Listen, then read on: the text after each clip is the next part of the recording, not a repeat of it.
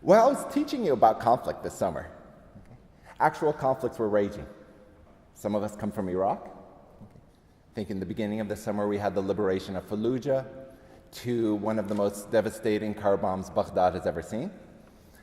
Some of us are coming from Turkey, where we had a devastating attack in an airport there, then a military coup.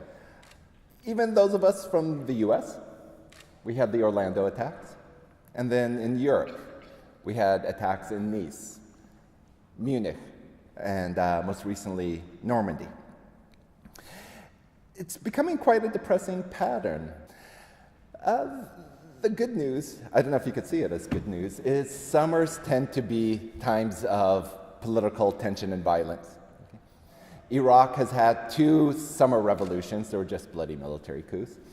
But unfortunately, once the summer will pass, there seems to be conflicts that will continue.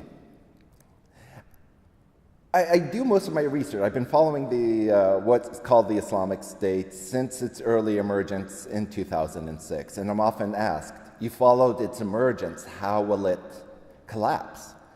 And the answer I always give is, there is no easy answer. It's not going to collapse all of a sudden. It's an idea.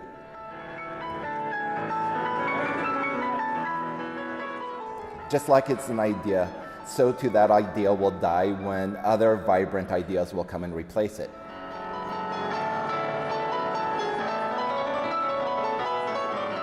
And if there's any kind of silver lining to a summer like this, is that during the summer of terror, basically, there was this summer that you took part in.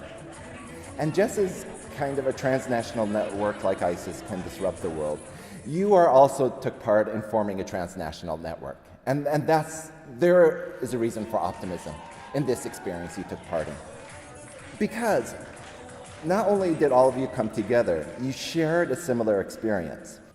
But what did this 21 days provide you, regardless, is a liberal education.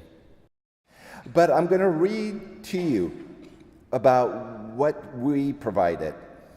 The essence was captured by a scholar named William Cronin. Now, William Cronin, he is the Frederick Jackson Cherner Professor of History at University of Wisconsin-Madison. And if you allow me to read how he describes a liberal education. He says, a liberal education is not something any of us ever achieve. Rather, it is a way of living in the face of your own ignorance, a way of groping toward wisdom in full recognition of our own folly, a way of educating ourselves without any illusion that our educations will ever be complete. It makes us ever more aware of the connections we have with other people and the rest of creation. And so they remind us of the obligations we have to use our knowledge and power responsibly.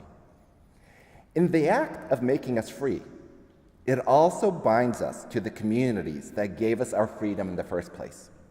It makes us responsible to those communities in ways that limit our freedom.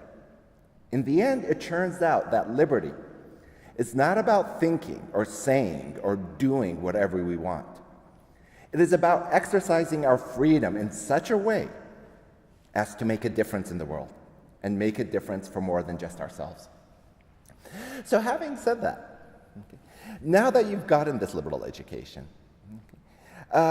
here's another thing I want you to think about, because we've studied a lot of depressing conflicts, and hopefully some of you will make a difference in those conflicts. But otherwise, what can you do? And the word I want you to kind of come away with, my final lesson to you, is think of what the word passion means. And when you think of the word passion, what comes to mind? Literally, what does the word passion mean? Passion means suffering.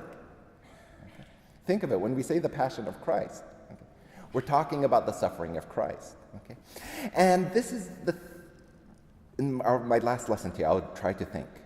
What is your passion? Have you found it yet? And if not, how will you find it?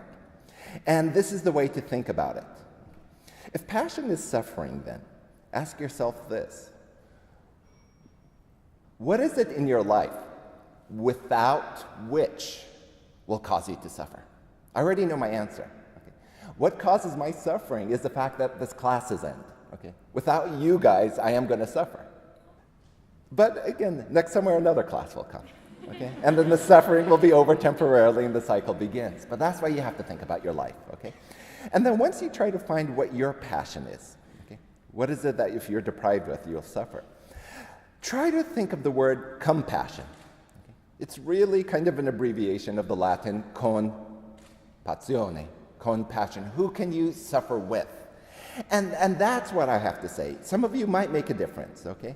But after we study about all these conflicts, think of those who are suffering, those who are made refugees, those who have been taken as sexual slaves by groups like ISIS, okay? And that's the least you can do. That's the right thing to do, okay?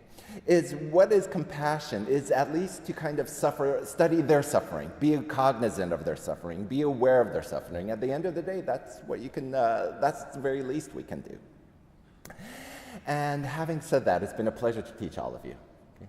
And I look forward to keeping in touch with you. And I know you will change the word. Okay, you've changed me already. Thank you.